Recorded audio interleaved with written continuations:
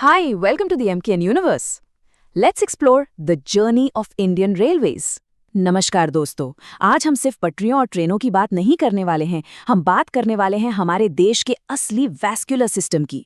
एक ऐसा nervous system जो पूरे भारतीय उपमहाद्वीप को न सिर्फ जोड़ता है बल्कि उसमें रोजाना जान फूंकता है।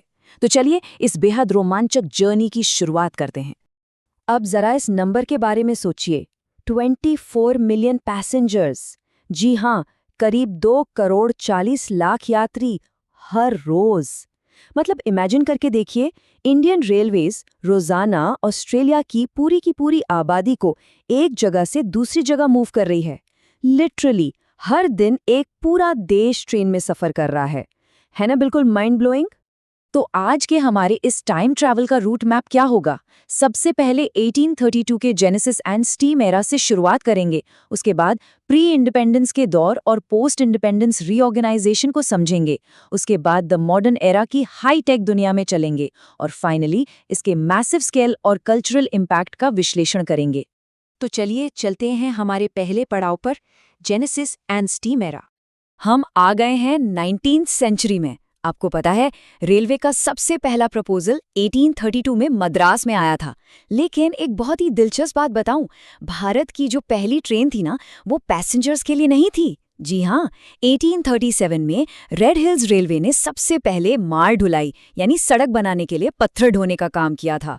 पैसेंजर माइलस्टोन तो बाद में आया और फिर 1895 आते आते हमने अजमेर में F734 के रूप में अपना पहला पूरी तरह से स्वदेशी यानी इंडिजिनस लोकोमोटिव भी तैयार कर लिया था।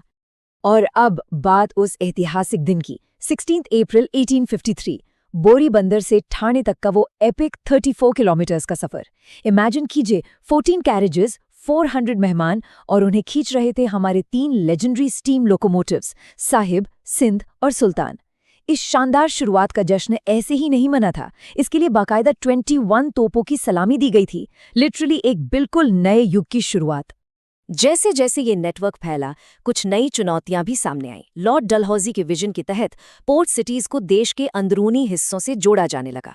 अब क्योंकि हर जगह का टेरेन अलग था, बजट की भी दिक्कतें थीं, तो अलग अलग साइज की पटरियों की जरूरत पड़ी।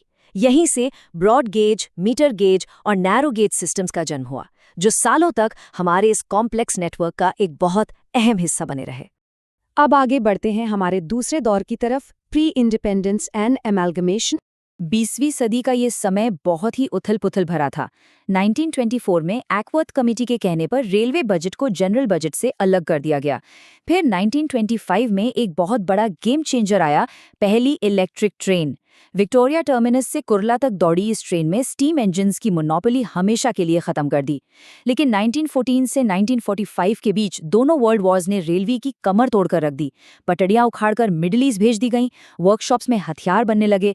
आज़ादी मिलने तक हमारा ये नेटवर्क पूरी तरह से ओवरवर्क्ड और क्रिपल्ड हो चुका था। जरा इस 172 सालों के सफर को महसूस कीजिए। ये अपने आप में किसी चमत्कार से कम नहीं है। एक तरफ वो भारी भरकम कॉलोनियल एरा की स्टीम इंजन्स और दूसरी तरफ आज के मॉडर्नाइजेशन की झलक। इतिहास के संघर्षों और भविष्य की उम्मीदों का ये ऐसा बेहतरीन संगम है जो आपको कहीं और देखने को नहीं मिलेगा। चलिए अब बात करते हैं आज़ादी के बाद के दौर की, पोस्ट इंडिपेंडेंस रीऑर्गेनाइजेशन। 1947 में जब हम आज़ाद हुए तो रेलवे का हाल बहुत बुरा था, सब कुछ बिखरा हुआ था। फिर 1951 में एक मास्टर स्ट्रोक खेला गया। उस समय ना 42 अलग अलग रियासतों और प्राइवेट कंपनीज की रेलवे चल रही थी।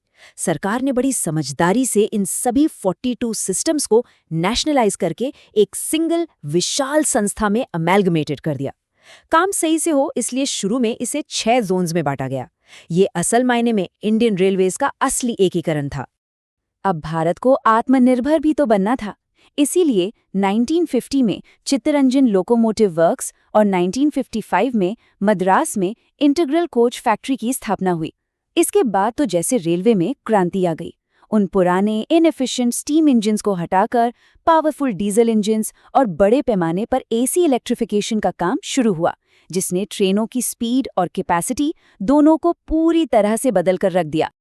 अब छलांग लगाते हैं सीधे 21st सेंचुरी में, द मॉडर्न एरा। नए भारत की पहचान द वंदे भारत एक्सप्रेस, पूरी तरह से मेड इन इंडिया यानी इंडिजिनसली बिल्ट। ये semi high speed train Indian railway का एकदम नया और फ्रेश चेहरा है। इसका एरोडायनामिक डिजाइन, इसकी रैपिड एक्सेलरेशन और मॉडर्न फैसिलिटीज, ये सिर्फ एक ट्रेन नहीं है यार, ये एक फिनोमिनन है जिसने इंडिया में पैसेंजर ट्रैवल को पूरी तरह से रीडिफाइन कर दिया है। और कमाल की बात यह है कि सिर्फ ट्रेनें नहीं बदलीं, बल्कि पर्दे के पीछे की पूरी टेक्नोलॉजी बदल चुकी है। क्या आप जानते हैं कि इंडियन रेलवेज अब नियर 100% इलेक्ट्रिफिकेशन के लक्ष्य तक पहुंच चुकी है? ये ग्रीन एनर्जी में ग्लोबल रिकॉर्ड है। इसके अलावा पटरियों पर अब ऐसे IoT सेंसर्स लगे हैं जो ट्रैक में कोई भी खराबी आने से पहले ही अलर्ट कर देते हैं।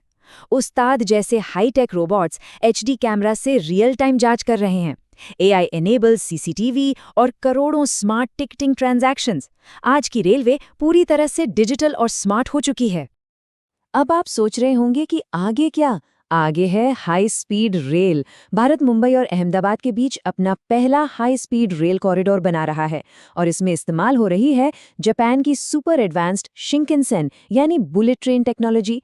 जब ये तैयार हो जाएगा ना, तो ट्रेन्स 320 किलोमीटर प्रति घंटे की थ्रिलिंग स्पीड से दौड़ेंगी। ये है स्पीड और कनेक्टिविटी का भविष्य। और अब आते हैं हमारे आखिरी सेक्शन पर, scale and cultural impact. Technology अपनी जगह है, लेकिन जरा इन आंकड़ों को डाइजेस्ट करने की कोशिश कीजिए। 68,000 किलोमीटर्स का रूट लेंथ, ये दुनिया का चौथा सबसे बड़ा नेशनल रेलवे सिस्टम है। हर रोज 13,000 पैसेंजर ट्रेन्स दौड़ती हैं और साल भर में 1.5 बिलियन टन माल की ढुलाई होती है। ये सिर्फ नंबर्स नहीं है, ये वो सोशो इकोनॉमिक इंजन है जो हमारे देश के उद्योगों को चला रहा है और पूरे उपमहाद्वीप को पावर दे रहा है। और रेलवे सिर्फ इकोनॉमी ही नहीं, हमारी संस्कृति का भी अहम हिस्सा है। इंजीनियरिंग की इस बेमिसाल कलाकारी को ही ले लीजिए, दार्जिलिंग हिमालयन रेलवे, इसे ग्लोबली रिकॉग्नाइज किया गया है और ये एक यूनेस्को वर्ल्ड हेरिटेज साइट है। पहाड़ों और वादियों के बीच से धुआं उड़ाती गुजरती ये टॉय ट्रेन, ये महज एक सफ़र नहीं, बल्कि एक जादुई विजुअल अनुभव है। और ये हेरिटेज टूर कालका शिमला और नीलगिरी माउंटेन रेलवेज के बिना तो बिल्कुल अधूरा है। ये ऐतिहासिक ट्रैक्स भारत की डाइवर्स ज्योग्राफी और स्टनिंग लैंडस्केप्स को एक धागे में पिरोने का काम करते हैं।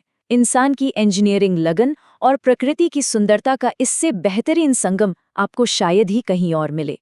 और अंत में बात करते हैं इस आर्किटेक्चरल मास्टरपीस की, मुंबई का छत्रपति शिवाजी महाराज टर्मिनस यानी CSMT। ये सिर्फ ईंट और पत्थर का स्टेशन नहीं है, ये रेलवे के कल्चरल आइकॉन होने का सबसे बड़ा प्रतीक है। ये भारत का ग्रेट इक्वलाइजर है। आप चाहे किसी भी भाषा के हों, किसी भी संस्कृति के हों, ये रेलवे बिना किसी भेदभाव के हर भारतीय को उसकी मंजिल तक पहुंचाता है।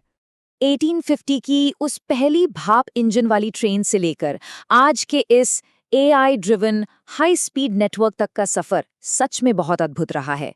लेकिन अब एक बड़ा सवाल ये है, what new frontiers will the lifeline of the nation cross next? देश की ये जीवन रेखा भविष्य में और कौन-कौन से नए मुकाम हासिल करेगी? ये सोचना वाकई बहुत दिलचस्प है। For the PDF, check the description. Subscribe to the channel for quick and more updates.